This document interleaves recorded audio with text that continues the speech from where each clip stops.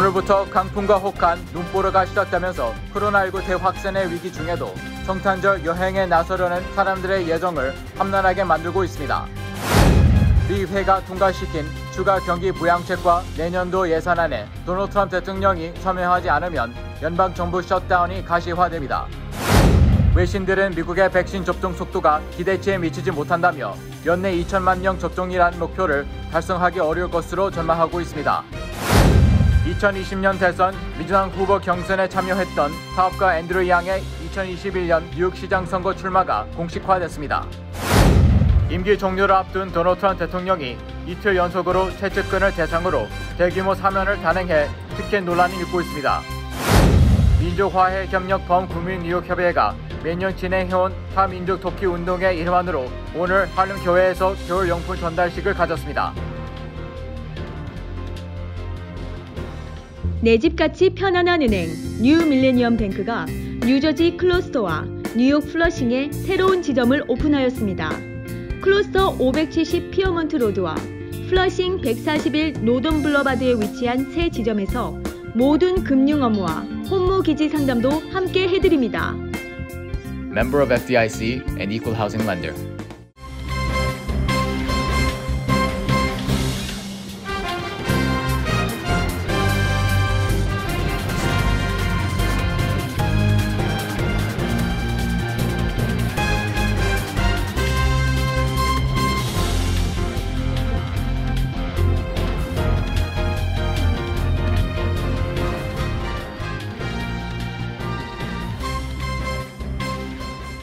여러분 안녕하십니까? KBTV 뉴스9 이창원입니다. 성탄절 연휴인 오늘과 내일 뉴욕, 뉴저지 일부 지역에 강풍 경보와 홍수 주의보가 내려졌습니다. 또 북부의 사우스다코타와 노스다코타주, 미네소타주 서부 지역에 강풍과 혹한, 눈보라가 몰아쳤습니다. 국립기상청에 따르면 오늘 오후부터 점차 강해진 비는 오늘 밤 최대 시속 55마일까지의 강풍을 동반할 것으로 보이며 크리스마스 당일인 내일 점차 개일 것으로 예보됐습니다. 맨하탄과 브롱스, 스태튼 아일랜드는 오후 6시부터 내일 오전 9시까지 강풍주의보가 발령됐습니다. 또 퀸스와 브루클린 지역도 오후 9시부터 강풍주의보가 내려졌습니다. 뉴욕 일원은 강풍에도 기온이 화씨 60도에 육박하며 포근한 날씨를 보였지만 내일 오후부터 추워져 영하권에 이를 예정입니다. 연방기관은 내일까지 업무를 중단합니다. 한편 북부의 사우스다코타와 노스다코타주, 미네소타주 서부 지역에 강풍과 눈보라가 시작되면서 국립기상청은 이 지역에 대해 폭설 경보와 한파, 강풍 경보를 발령했습니다. 그동안 온난했던 기후도 기온이 영하로 떨어지고 시속 95.5km의 강풍이 몰아치면서 기온은 더 떨어질 것으로 예고되고 있습니다. 이 같은 악천후 때문에 수많은 자동차 여행자들이 고속도로 여행을 포기하고 있으며 몇 군데 고속도로는 연쇄 교통사고로 아예 전면 폐쇄되기도 했습니다. 연말 휴가에 들어간 도널드 트럼프 대통령이 코로나19 경기 부양 법안에 거부권을 행사할지 주목되고 있습니다. 전망이 불투명해 연방정부 셧다운 우려도 커지고 있습니다. 국방수권법안에 거부권을 행사한 트럼프 대통령이 부양안에도 같은 조치를 할지 주목된다고 월스트리트저널이 보도했습니다.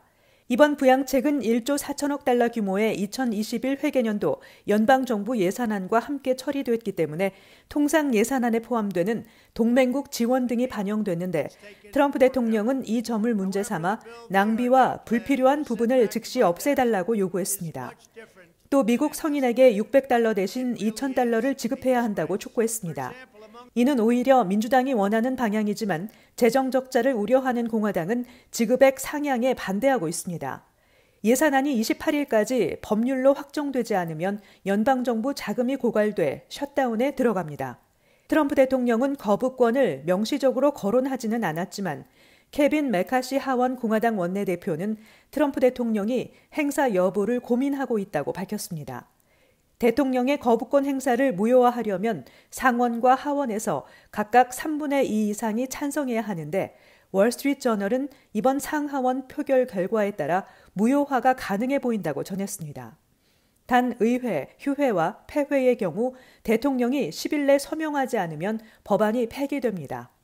이렇게 되면 양원 모두 법안을 재도입해야 하는데 이는 매우 복잡하고 난잡한 시나리오라고 월스트리트저널은 전했습니다. 미국은 2년 전 트럼프 대통령이 의회를 통과한 멕시코 국경장벽 예산이 불충분하다고 판단해 거부권을 행사해 역대 최장인 35일 동안 연방정부 셧다운 사태를 경험한 바 있습니다. 미국에서 코로나19 백신을 맞은 사람이 100만 명을 넘어섰습니다. 그러나 미국의 백신 접종 속도가 기대치에 미치지 못한다는 평가가 나오고 있습니다. 자세한 소식 김은지 기자가 전해드립니다. 질병통제예방센터 CDC는 어제 기준 전국적으로 100만 8,025회분의 백신을 접종했다고 CNN 방송 등이 보도했습니다. 투여된 백신량은 지난 14일부터 접종을 시작한 화이자, 바이오엔테크 백신만 해당하고 21일부터 접종에 들어간 모더나 백신은 통계에 포함되지 않았습니다. 이와 함께 연방정부가 각 주정부에 배포한 백신 물량은 모두 946만 5,725회분으로 집계됐습니다. 배포 물량에는 화이자와 모더나 백신이 모두 포함됐습니다. 한편 언론들은 미국의 백신 접종 속도가 기대치에 미치지 못한다고 평가했습니다. 전체 배포 물량의 10%만 소화한 데다 이런 속도로 진행될 경우 연내 2천만 명 접종이라는 목표도 달성하기 어려울 것으로 내다봤습니다. 첫 사용 승인을 받은 화이자 백신이 초저온의 냉동고 보관을 해야 하는 등 관리에 어려움이 있는 데다 접종 현장 인력이 부족한 것도 속도를 늦추는 원인으로 지목됐습니다. 로이터 통신은 연말까지 2천만 명을 접종하려면 크리스마스를 포함해 매일 200만 명 이상이 백신을 맞아야만 가능하다고 보도했고 AP통신은 백신 접종 속도가 예상보다 느려질 수 있다고 전했습니다. 백신 보급을 총괄하는 초고속 작전팀의 몬셰프 슬라웨이 최고 책임자는 시간이 지날수록 백신 접종이 진척을 보이면서 내년 1분기에는 1억 명, 2분기에는 2억 명 접종을 완료할 수 있을 것으로 전망했습니다. 그러나 일반인까지 접종을 확대해 집단 면역을 달성할 수 있는 시기를 놓고서는 당국자들 사이에서도 엇갈린 전망이 나왔습니다. 이런 가운데 국내 입원 환자와 사망자 등 코로나 지표는 갈수록 악화하고 있습니다. 크리스마스 연휴로 인해 여행객이 증가한 것도 코로나 확산의 우려를 키우고 있습니다. 교통안전청에 따르면 크리스마스 일주일 전인 18일부터 나흘 동안 400만여 명이 공항 검색대를 통과해 여행길에 올랐습니다. KBTV 뉴스 김은지입니다. 내년 치러질 뉴욕시장 선거에 민주당 후보 지지도 조사에서 대선 민주당 경선 후보였던 앤드류 양 변호사가 1위에 오르면서 첫 아시안 뉴욕시장 탄생에 대한 기대가 커지고 있습니다.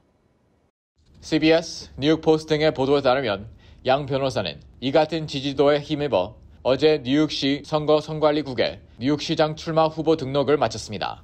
뉴욕포스트에 따르면 여론조사 기관 슬링샷 스트래티지가 최근 실시한 민주당 뉴욕시장 후보 지지도 조사 결과 전체 응답자의 20%는 앤드류 양 후보가 민주당 경선에서 승리할 것이라고 답했습니다. 다음으로는 에릭 애덤스 브루클린 보로장이 14%였으며 이어 스캇 스트링어 뉴욕시 감사원장 11%, 크리스틴 권 전 뉴욕시 의장과 마야 월러 전 시장실 법률자문 변호사 각각 7%, 맥스 로즈 연방하원 의원 6% 등의 순위였습니다. 대만계 앤드류 양은 지난 대선에서 유일한 아시안계 민주당 예비 경선 후보로 나서 18세 이상 모든 미국인에게 매달 $1,000를 주는 공약을 내세워 돌풍을 일으켰습니다. 그러나 뉴햄셔주 예비선거에서 미미한 지지에 그치자 결국 중도 포기를 선언했습니다. 앤드류 양은 지난 2009년 마이크 블룸버그 전 시장을 승리로 이끌었던 선거 컨설팅 회사와 접촉하는 등 본격적인 선거전을 준비하고 있습니다. 1975년 생인 양은 브라운 대학교에서 경제학을 공부하고 콜럼비아 로스쿨을 나와 뉴욕에서 변호사 생활을 시작했으나 5개월 만에 그만두고 건강관리 스타트업과 교육기업 맨하튼 프랩에서 CEO로 일했습니다. 이런 경험을 바탕으로 2011년 Venture for America라는 사회적 기업을 세워 젊은 인재들에게 창업 기회를 제공했습니다. 임기 종료를 앞둔 도널드 트럼프 대통령이 이틀 연속으로 대규모 사면을 단행했습니다. 노골적으로 최측근을 대상으로 해 특혜 논란이 일고 있습니다. 트럼프 대통령이 본인의 전 선거 캠프 외교 고문 등 15명을 사면한 데 이어 어제도 최측근 26명을 사면한다고 발표해 특혜 논란이 일고 있다고 언론들이 보도했습니다. 이번 사면에는 사위 제러드 쿠슈너 백악관 선임 고문의 아버지 찰스와 자신의 2016년 선거대책 본부장 폴 매너포트, 그리고 오랜 측근인 로저 스톤 등이 포함됐습니다. 스톤은 러시아 스캔들의 핵심 인물이며 전날에도 이 사건 관계자 2명이 사면된 바 있습니다.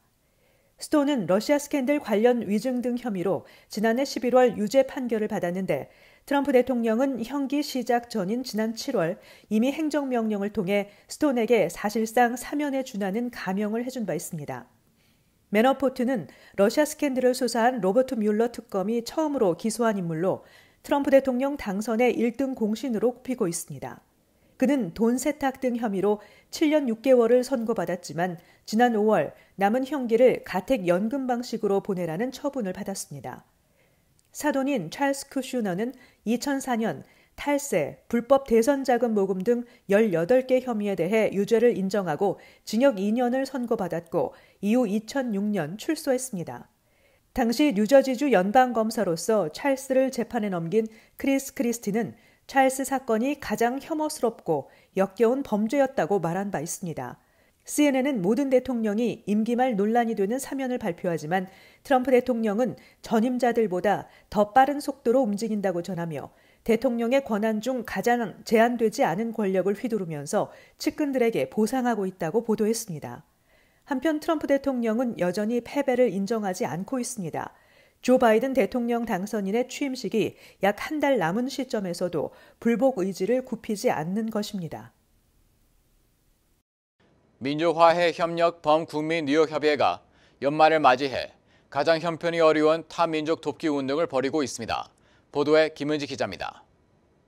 민화협 뉴욕협의회 임마철 대표 상임의장 등 관계자들은 21일 맨해튼 132가 할렘교회에서 헨리 A. 벨린 목사에게 스카프, 모자, 장갑, 벨트 등 겨울용품 1천여 점을 전달했습니다. 이 자리에는 찰스 랭글 전 연방하원의원, 박면수 민화협 상임의장 등 할렘 지역 정치, 종교 지도자와 교인 등이 참석했습니다. 이날 전달한 겨울용품은 임마철 대표 상임의장이 기부한 것입니다. 뉴욕 한인노인 상조회와 참크리에이션 정혜묵 사장도 벨트와 장갑 등을 선물했습니다. 임마철 대표 상임의장은 30여 년 전부터 찰스 랭글 전 연방하원의원과의 교류를 통해 한흑 갈등 해소와 한미 우호 증진을 위한 타민족 돕기 운동을 펼쳤습니다.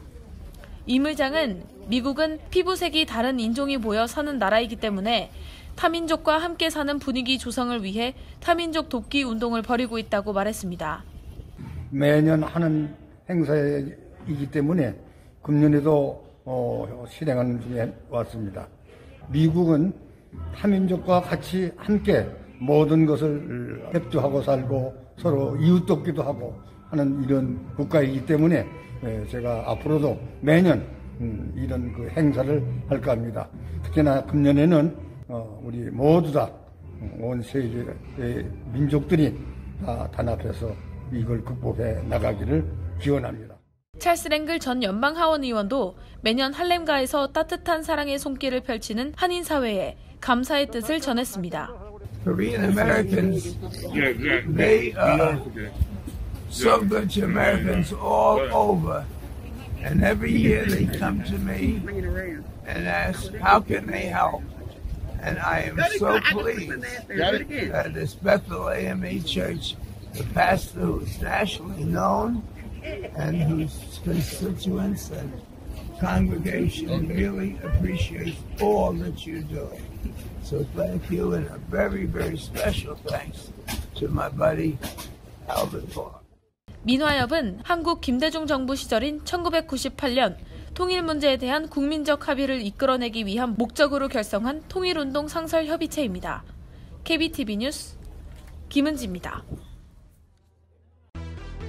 미주 최대의 아시안 슈퍼마켓 체인인 H마트가 어제 뉴저지주 리틀페리점을 공식 오픈했습니다. 이번에 문을 연 리틀페리점은 총 면적 43,000 스퀘어피트로 운영시간은 매일 오전 9시부터 오후 9시까지입니다. 리틀페리점에서 가장 눈여겨봐야 할 점은 바로 원스톱 쇼핑이 가능하다는 것입니다. 특히 푸드홀에는 한국 유명 베이커리 체인점인 뚜레쥬르를 비롯해 한식의 쌍스키친, 일식의 맨야 산다이메, 중식의 정현영 짬뽕, 유천냉면, 타이거 슈가 버블티, 대구 치킨 등이 입점했습니다. 어제 앤드류 쿠오모 뉴욕 주지사는 오는 1월 1일로 종료 예정이던 주거 및 상업용 렌트에 대한 퇴거 금지 명령을 연장하겠다고 발표했습니다. 연장 시한 등 구체적인 내용은 이날 공개하지 않았지만 주의회가 세입자 보호 방안을 확대하기로 한 데 따라 오는 28일 열릴 예정인 온라인 세션을 통해 세입자와 소규모 임대인 그리고 주택 소유자를 보호하는 법안을 통과시킬 예정으로 알려졌습니다. 해당 법안에는 세입자의 퇴거를 금지시킬 뿐만 아니라 주택 소유자를 압류와 세금 유치권 등으로부터 보호하는 내용을 담고 있습니다. 퀸즈 YWCA가 제프 베이조스 아마존 CEO의 전처이자 자선 사업가인 맥켄지 스콧의 자선 캠페인 384 Ways to Help의 유일한 한인 수혜 단체로 선정돼 $100만 기부금을 받았습니다. 지난 15일 스콧은 384개 단체에 $42억 기부한다는 내용의 글을 자신의 블로그를 통해 밝힌 바 있으며 그 384개 단체 중 퀸즈 YWCA를 포함해 60개의 YWCA 지부가 기부금을 받은 것으로 알려졌습니다.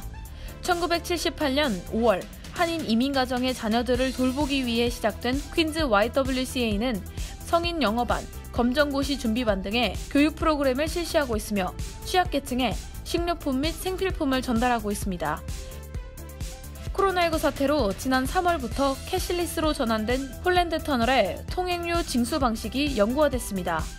이로써 뉴욕과 뉴저지를 잇는 홀랜드 터널에서 현금 통행료 지불은 더 이상 이루어지지 않으며 현금 톨부스가 운영되지 않으면서 카풀 통행료 할인도 사라졌습니다. 홀랜드 터널 통행료 지불은 이지패스를 통해 이뤄지며 이지패스가 없는 차량은 추후 차량 등록 주소지로 요금 고지서가 보내지게 됩니다. 한편 조지 워싱턴 브리지와 링컨 터널도 18개월 내에 완전 캐시리스 방식으로 전환이 이뤄질 계획인 것으로 알려졌습니다. 잠시 후 커뮤니티 브리핑을 전해드립니다.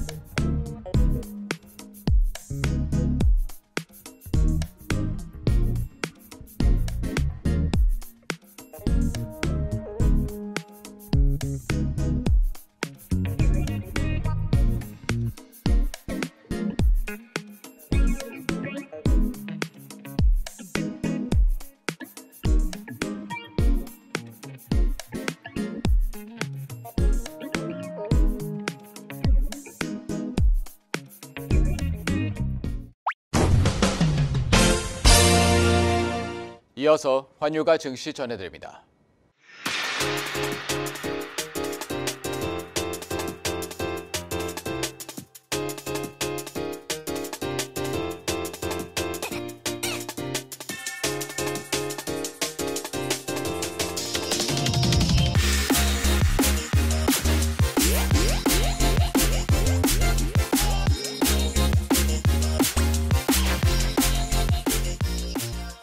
잠시 후 뉴욕과 뉴저지 날씨 전해드립니다.